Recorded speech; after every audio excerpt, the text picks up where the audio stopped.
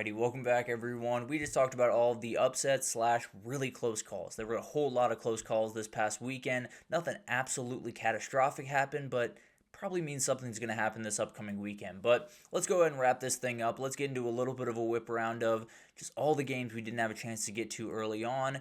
Let's start with Indiana just disposing of UCLA, might be the nicest way to put it, frankly. It was really cool to think about for a second, but this Indiana team is just a little bit different. And I think they've proven that throughout the rest of this season. Aiden Fisher takes the pick six back to start the game, essentially, and it was all Indiana from there. We even got to see Fernando's little brother, so that was very, very cool to see him out there. Very talented quarterback as well in his own right. But the rest of the way, Indiana does have at Maryland, little sketchy. Definitely something to watch there. At Penn State, I don't think is going to be sketchy. Wisconsin and then at Purdue, they should be 4-0. They should be 12-0 going into that possibly Ohio State game. I assume Ohio State in the Big 12 championship in Indianapolis. It's a really good football team, and they know exactly who they are. They know exactly how they want to attack every single week. They have a three-headed monster at running back that's downright elite. Elijah Surratt is at worst a top 5 wide receiver in the country, probably a top 3. Fernando Mendoza playing as good of football as you're going to find in the country. And Aiden Fisher, if you can find me a better linebacker in the country, please show me. Now, Arvell Reese, I think, is fighting him pretty good, and that Buckus Award race is going to be downright special, but Aiden Fisher is doing plenty, at least in my mind, to lock that up as of right now. But an incredible game from Indiana. It was cool to think about UCLA pulling off the insane, but probably was never going to happen here. Georgia Tech gets a dominating win over Syracuse 41-16. Never really a doubt in this football game. There were small moments early on where Georgia Tech didn't look fully there, but they found a way to get on. They marched to a big-time win, and Haynes King continues to put up just absurd numbers. 395 total yards, 5 touchdowns, just total domination from this guy. And I'm not saying he should be the Heisman winner. I'm hard-pressed to find a quarterback that is more important to his football team than Haynes King. Incredible football player, both from a mental perspective and a leadership perspective, but what he does on the field is just downright incredible. But the Georgia Tech team is very real. Now, we can argue whether or not they're number 7 in the country or number 10 or whatever. We can argue about that all day. But at the end of the day, NC State this upcoming weekend, a tough team with a really talented quarterback in C.J. Bailey. They get Boston College before a Pitt team that playing really good football with Mason Heinscheld, so something to watch there. And then obviously Georgia at the end of the season. Very real chance they're 11-0 going into that Georgia game. Very real chance they could be ranked above Georgia. If Georgia were to drop one of these games down the stretch, huge moment for Tech. They could lock up an ACC title berth, and then they're 60 minutes away from a CFP berth. With the way the ACC is looking, I have no reason to believe Tech can't beat just about anyone. If they find their way to Charlotte, a huge one against NC State this upcoming weekend, but they keep rolling on, and if Haynes King's playing at this level, probably going to be the team you see in Charlotte, along with maybe Miami. Miami gets a big win, 42-7 over Stanford here. They started slow in the first half, and I think a lot of people weren't paying attention, so it doesn't hurt them too much, but at the end of the day, they got to find a way to put together a full 60 minutes. It's something that I haven't seen Miami do really all year. Even in the games where they get those big wins, they do kind of fall short in one of the halves, or at least a quarter and a half during those games. Something to watch as you move forward. They get SMU, obviously, in the next week. We'll see what happens in that game. But Carson Beck got back to playing clean football, which is the most important thing for him. Mark Fletcher had probably his best day as a Miami Hurricane. And now you got SMU this weekend, Syracuse, NC State, Virginia Tech, and Pitt the rest of the way. You do not get any buys in between that. So something to watch where maybe you get to a NC State game or a Pitt game down the road where they've played a lot. They've played, I believe, 7 games straight by the time they get to that Pitt game. Could be tough. Now, I tend to believe that they will win out, but there's still a lot on the table for this team, and they could win out and miss the ACC championship. So a lot to watch with this team. They are still watching a Virginia or a Georgia Tech or Louisville to see what they do the rest of the way. I think they're going to be okay. I think this is still a playoff team, but they might need a little bit of help to get there. BYU gets a 41-27 win over Iowa State, and it's such a weird game because I'll be totally honest. I was watching this game kind of on a side TV as everything else was going on, and they were down 24-10. And I was kind of like, okay, it makes sense. BYU just came off an emotional win. Totally makes sense. They came out a little bit flat in this one. We'll move forward. They still have a great shot at the Big 12 championship. And then they just scored everything the rest of the way. They outscored him 31-3 the rest of the way. Bear Bachmeier puts on an absolute show, his best passing performance of his career by far. Parker Kingston makes big play after big play every single week, and they have a havoc creating defense. It's not an elite defense necessarily, but it is one that's going to get after the quarterback, that's going to cause problems on the back end and force a couple of turnovers. It's a really good group, and it's one of the better coaches in the country, Kalani Sitake, that doesn't get nearly the respect. I'm not going to get into the whole he's definitely a top 10 or a top 5 or a top 7 coach, because I think it's a very fluid thing, but that guy has his guys ready every single week, and it's an incredible thing to watch. Now they get Texas Tech. After a bye week, they get a huge game against Texas Tech. They could knock Texas Tech out of the Big 12 championship. They could put their own championship hopes on, let's say, life support. Still very much alive, but a lot of things that might have to happen to get them in. And then they still have Cincinnati. So they are far from done. This is a very good BYU team. They've answered a lot of questions that I've had for a very long time around them. I will say I was a little bit of a doubter. I no longer am. But at the end of the day, they got a couple of big-time games coming up. They win that Texas Tech game. It is your new favorite in the Big 12 without a question, and pretty firmly in the CFP moving forward.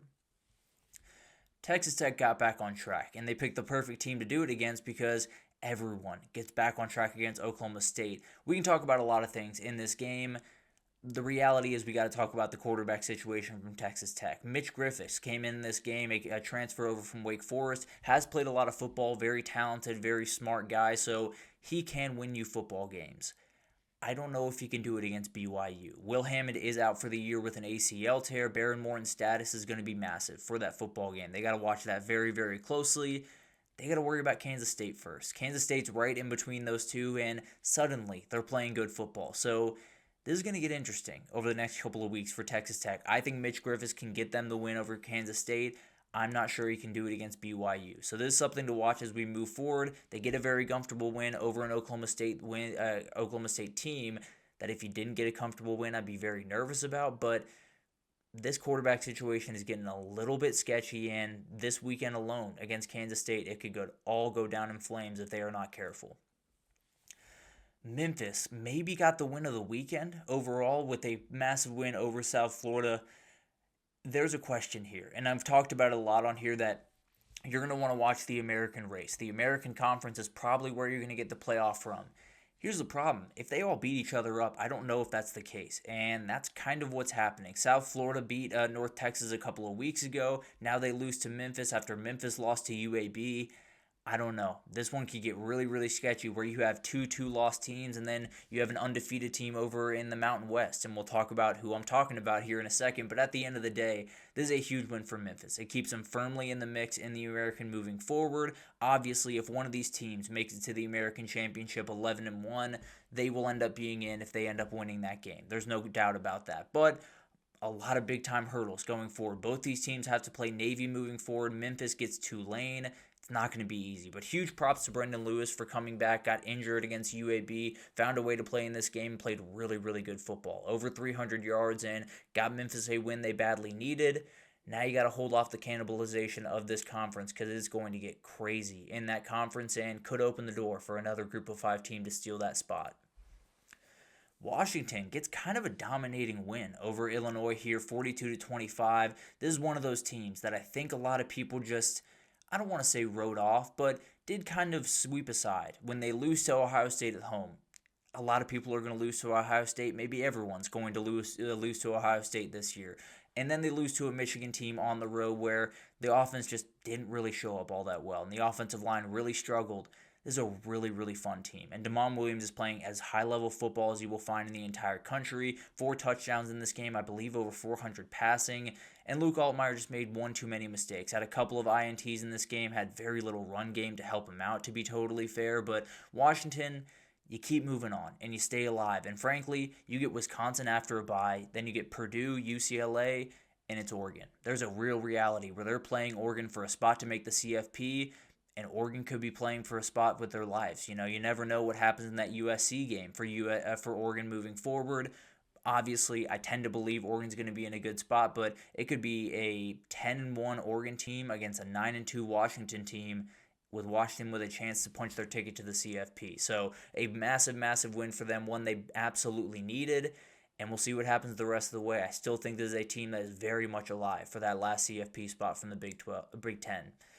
And then Michigan, the other team that's very much alive for that spot, gets a big-time win, 31-20 over Michigan State. Far from perfect in this game, but they found a way. They got back to running the football. Bryce Underwood was a little bit all over the place throwing the football in this game, but at the end of the day, it's the same scenario. You come down to the last game of the season with your rival in front of you with a very good chance that you could punch a ticket to the CFP, and you would have the advantage over Washington with that big-time win. So you get Purdue, Northwestern, Maryland, and then you get Ohio State. And if you can get Justice Haynes rolling the way he did in this game against Ohio State, then you're a dangerous team. I think you're still relatively questionable in my eyes as Michigan, but you got 60 minutes at the end of the year that could put everything up in the air.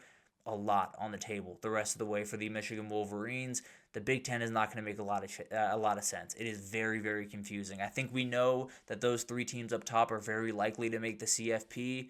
I think that fourth team is very nebulous. It could be no one. It could just be three Big 12 teams. I think we could have 3 10-2 teams at the end of this thing right under those elite teams, and you just have to figure out which one's the best. It is going to be really weird down the stretch of this thing, and we'll give some love to Iowa on Tuesday or Thursday. Whenever we do my top 25, the fact that they're not in the AP top 25 is crazy.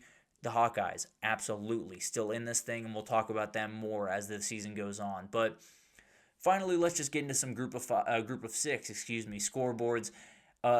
San Diego State gets a big-time win, 23-0 over Fresno State. That is the team that I'm talking about. If the American cannibalizes itself, and really looks like it's going to right now, that is the team that can separate themselves in the Mountain West. That defense is disgusting against under Sean Lewis. The offense is finding their way with Jaden Denningal as the quarterback. Really, really fun team over there in San Diego. Then Boise State, still a team that can make a run here, 124-3 over Nevada. Navy stays in the fight in the American, 42-32 over Florida Atlantic.